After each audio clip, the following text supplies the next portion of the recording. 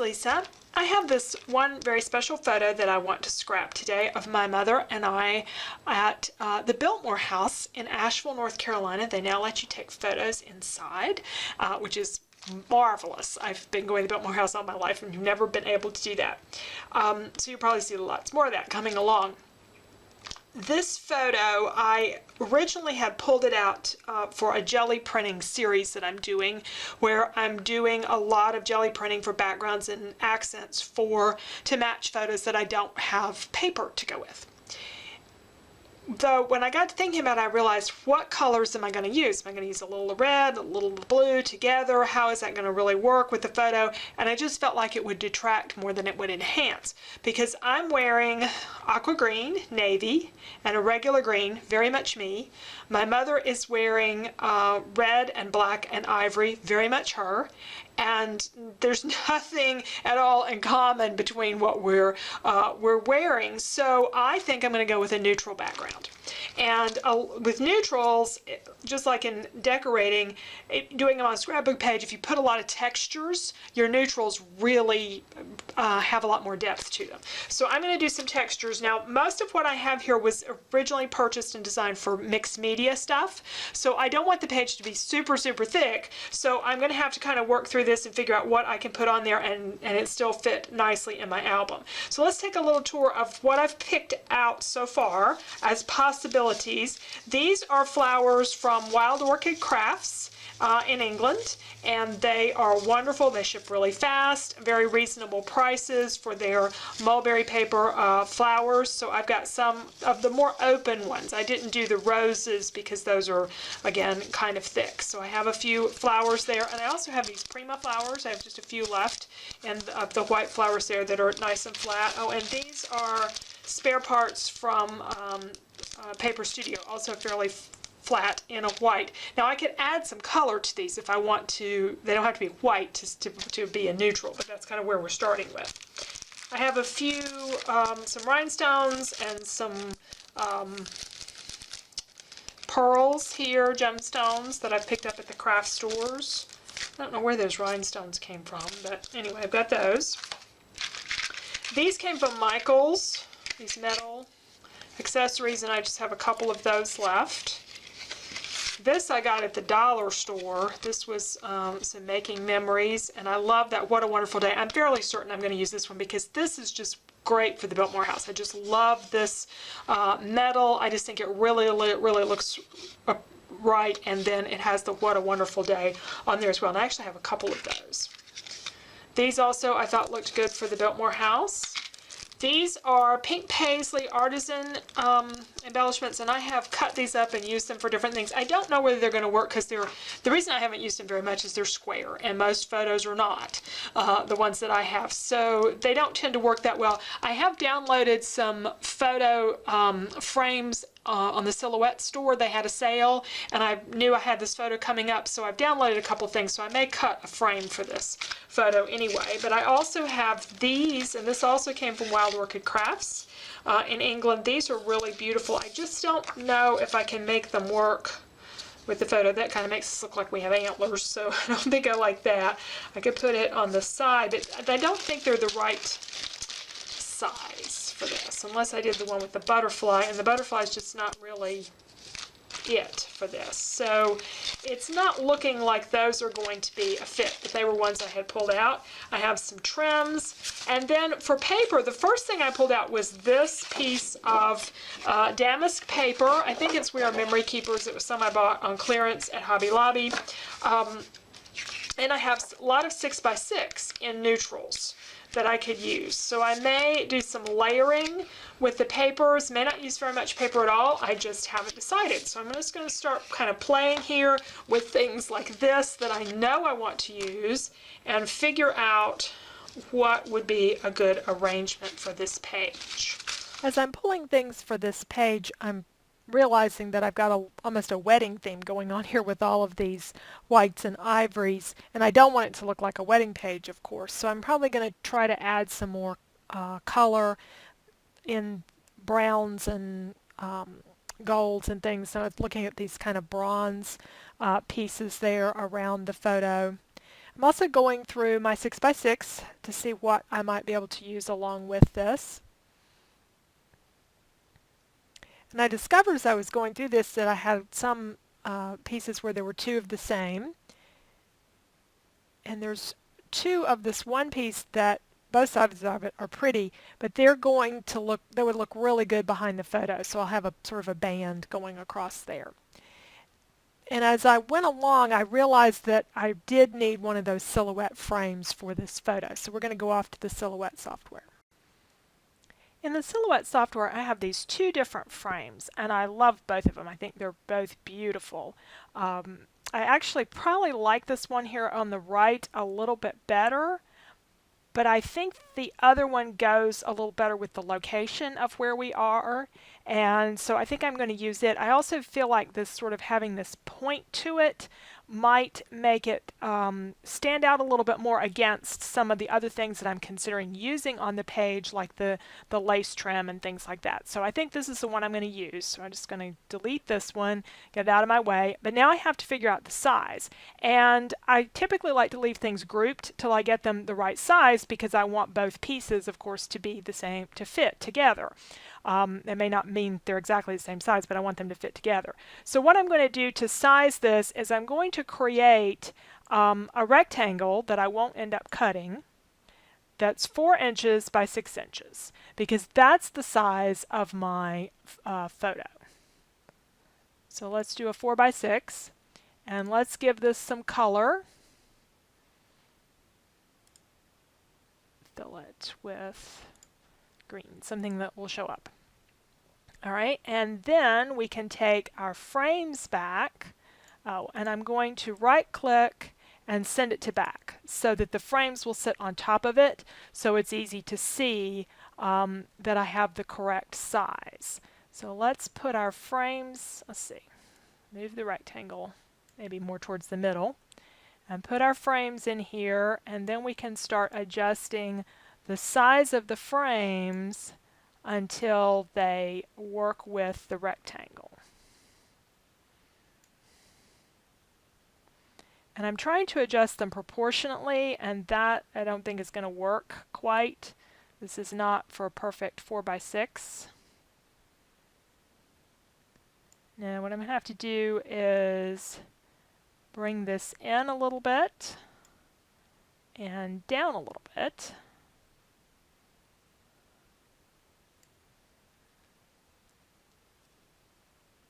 And then the frame is going to end up going, you can see the red is over the photograph a little bit, and I'm covering a little bit of the top and the bottom of the photo.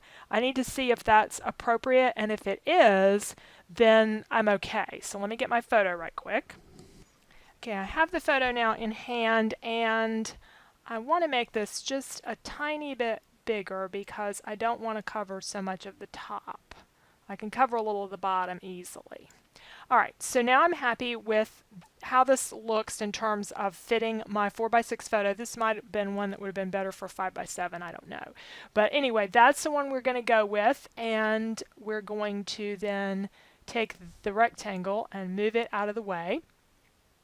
And these designs, right click and ungroup, and then I can take them and cut them out. Now these are going to be big, and I have to decide here if they're going to be too big, because this is going to end up being almost 11 inches long and nearly 5 inches wide. The width is not a problem, but that's going to cover up quite a bit of space up and down on my page, and I think it will work. I'm just going to have to cut them out and see kind of what I like. So one of these is the frame that goes over the photo, and the other one is a mat that goes behind it. So let's see how this mat, let's give it a different color also. Let's give it a fill color, teal, and send to back, and see what the mat does for us. Not a whole lot. It looks like it just sort of fits in completely behind it, so you don't have anything showing in these little gaps right in here, but I honestly don't feel like I need that, so I'm not going to cut that at this point. I'm just going to cut this one. And you never know for sure how these things are going to work out, but I don't think I'm going to need that one. It would depend on what I was doing with it. If I were putting text in there and using it as a frame, then I would need the mat, or doing a smaller photo where I wanted a border around it, then I might use that. But I don't think I'm going to need that. I think I'm just going to need this one. And so I'm going to cut this out of probably some cardstock since it's so large. And then we'll go back to the layout and see how it looks. So here's our cut file, and it is big, but it doesn't seem quite as overwhelming as I had expected because it's long and it's not that wide. We're going to be cutting this down. When I first put it on here, I thought it was really dark and it needed toning down a little bit, maybe with some whites. I still think it needs something, but I don't think I need to go too light with it. I am probably going to add some flowers and stuff. I considered maybe putting this, like in the center as part of it, but I think I'll do just a separate grouping over to the side. Now this little thing that came off of this stuff this was jewelry parts from, I think, AC Moore. This will look really good. Actually, I guess up here is where because that's really like the fleur-de-lis shape. So we're definitely going to want to put that on there. Might even put the shield one. We could even put it down here at the bottom. No, I don't think so. I don't think that's really quite the right thing. Okay, well, let's take this and let's add a little bit more to it and make it a little bit more interesting, which sometimes you have to do when you're working with cardstock. So I'm just going to spread it out here and use some soft suede ink, the same color of ink. And this is Hero Arts wood grain stamp.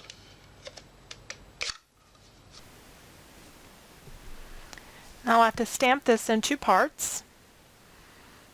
But the idea is just to get a little bit of visual texture on the design.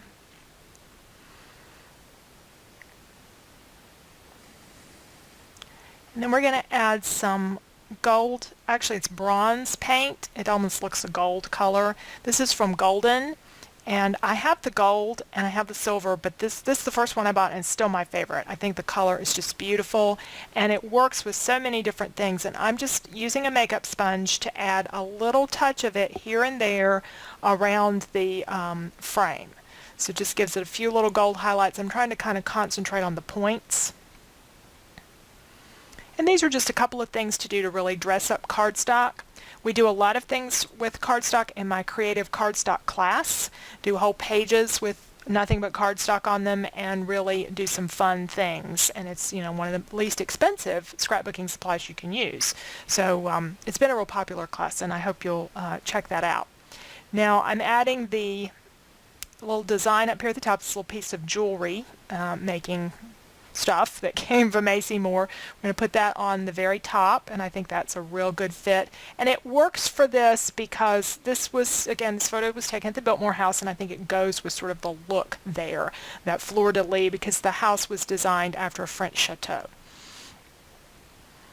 Now, I have 6x6 papers, and I split or cut one of them, and then I'm joining them behind the photo, so you don't realize that you're using 2 6x6s there. But those were a great match for that background paper. And I put my photo down and then just added the frame over the top.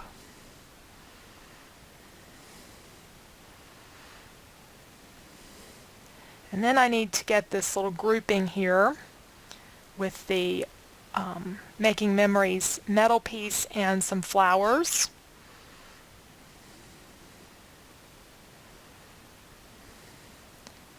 These flowers from Wild Orchid Crafts are mulberry paper flowers. They can be dyed with ink or they can be painted. You can do a lot of different things with them. We're going to do a little bit with them later on, but you can also just use them in their regular color. I typically order in white or ivory, and then I can add whatever color I want, but they do come in lots of colors.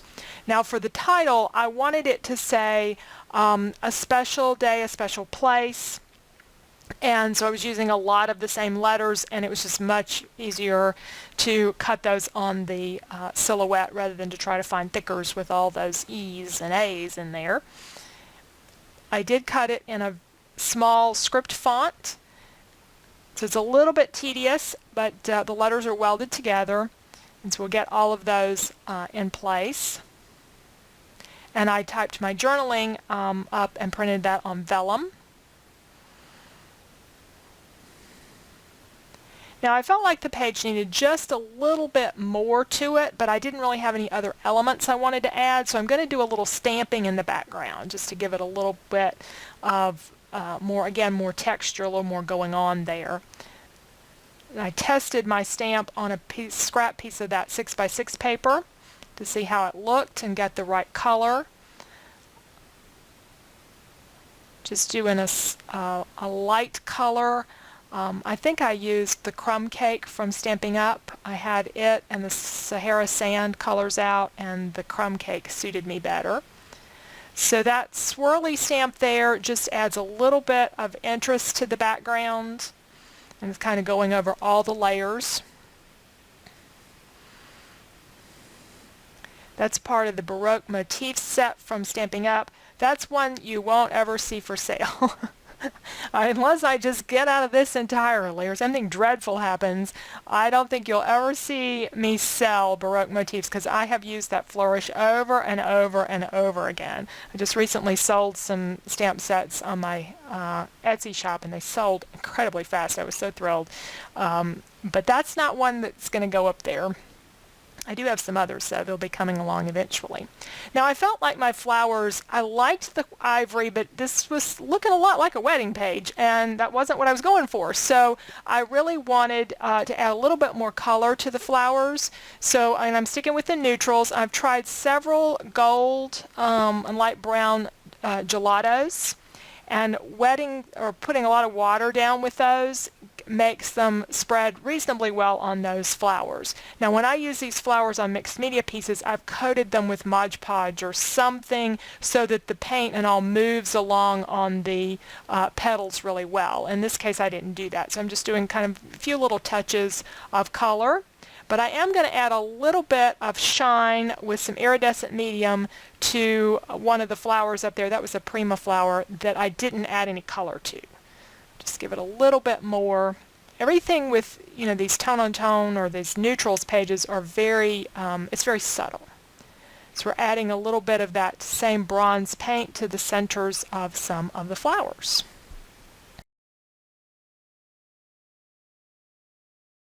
Right, I added the place and the date up here at the top, and I printed that on one of those very neutral 6x6 sheets that I had pulled out earlier. So it is some close-ups of the page. Got in a little bit of the mixed media metal, lots of flowers, some stamping, a little bit extra things with ink to create a very pretty page that really doesn't focus on the colors at all of what we're wearing. I hope it focuses more on us. And that's really what I wanted to do. And this is one sort of looking from the corner up to hopefully draw the eye up towards our pictures as you start to read the page from left to right. So the Biltmore House is a special place for us, and it was a lovely day out with my mother, and I wanted to capture that on the page.